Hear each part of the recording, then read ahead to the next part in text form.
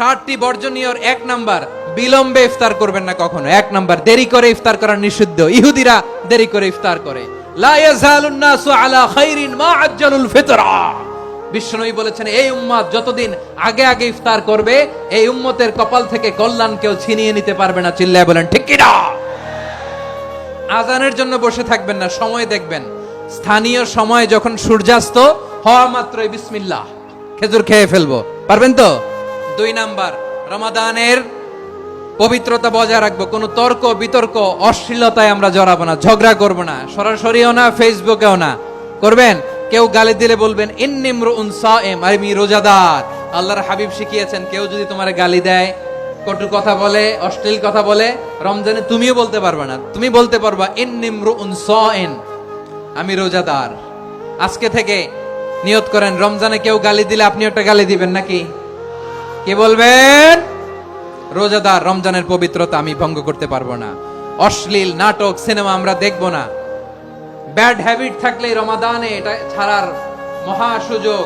Smoking এর অভ্যাস আছে অনেকের, ঠিক কিনা?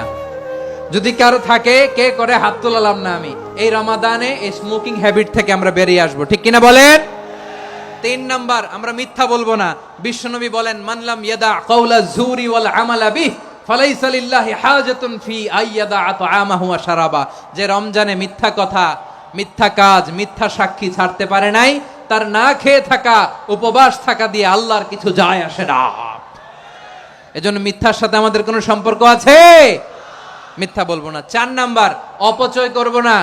ইন্নাল মুবাযযিরিনা কানু ইখওয়ানাশ শায়াতিন ওয়া কানা শাইতানু লিরাব্বিহি কাফুরা। অপচয়কারী শয়তানের ভাই। আচ্ছা, যে শয়তানের ভাই, ও নিজেও আরেকটা কি? শয়তান। অপচয় করব না। ইফতারি করতে যে আমরা অনেকে অপচয় করি, এগুলো করবেন আপনারা না। অপব্যয় করব না। 5 নাম্বারে, রিয়া, লোক দেখানো ইবাদত আমরা করব না। লোক দেখানোর জন্য নামাজ, রোজা, জিকির, তেলাওয়াত, দান সদকা এগুলো করলে আল্লাহর দরবারে এগুলো কবুল হবে। বিশ্বনবী বলেন, দাজ্জালের ফিতনার চেয়ে একটা বড় ফিতনার ভয় আমি করি। সেটা কি? আর রিয়া, শো অফ মেন্টালিটি, লোক দেখানো মানসিকতা। এটা থেকে আমরা বিরত থাকবো ইনশাআল্লাহ। 6 নাম্বার, অনেক গুরুত্বপূর্ণ। ব্যবসায়ী ভাইয়েরা, অনেক অসাধু ব্যবসায়ী আছে, রমজান আসলে নিত্য প্রয়োজনীয় পণ্যের মূল্য বৃদ্ধি করে দেয়। এরকম আছে না নাই? এগুলো করবেন না। মজুদদারি করবেন না। পণ্যের কৃত্রিম সংকট বাজারে করবেন না। আপনি লাখ টাকা কামায়া ভাবছেন যে রোজাদারদের কষ্ট দিয়ে ধনী হবেন।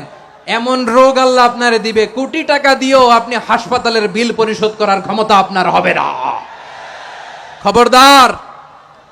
শেষ বয়সে দেখবেন কি কষ্ট আপনার হয়। আপনি রোজাদারদের কষ্ট দিচ্ছেন, আল্লাহ আপনার সুখে রাখবে? আল্লাহর দোহাই লাগে, আমার ব্যবসায়ী ভাইয়েরা এটা করবেন না। আরব বিশ্বে আমরা দেখেছি, আরব বিশ্বের ব্যবসায়ীরা সারা বছরে ব্যবসা করে, রমজানে ভর্তুকি দেয়। আর আমার দেশের কিছু অসাধু ব্যবসায়ী রমজানে গলাকাটা ব্যবসা করে আর সারা বছর সইটার উপর দিয়ে চলে। চিল্লায় বলেন ঠিক কিনা?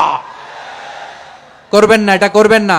নিত্য প্রয়োজনীয় পণ্যের মূল্য বৃদ্ধি করা হারাম, পণ্যের কৃত্রিম সংকট তৈরি করা হারাম, মজুদদারি করা হারাম, রোজাদারদেরকে কষ্ট দেয়া হারাম। এটা করবেন না। 7 নাম্বারে সর্বশেষ কথা, অধীনস্থ যারা আছে তাদের কাজের চাপ আপনারা কমিয়ে দিবেন। কাজের লোক, ফ্যাক্টরির ওয়ার্কার, স্টাফ, তাদের প্রতি যদি রহম করেন, আপনার উপর রহম করবে কে? এই পবিত্র রমাদানের 7টা করণীয়, 7টা বর্জনীয় মনে রাখা যাবে তো ইনশাআল্লাহ? রমজানের 7টা করণীয় এবং বর্জনীয় যে আমরা শুনলাম, পালন করার তৌফিক দান করো।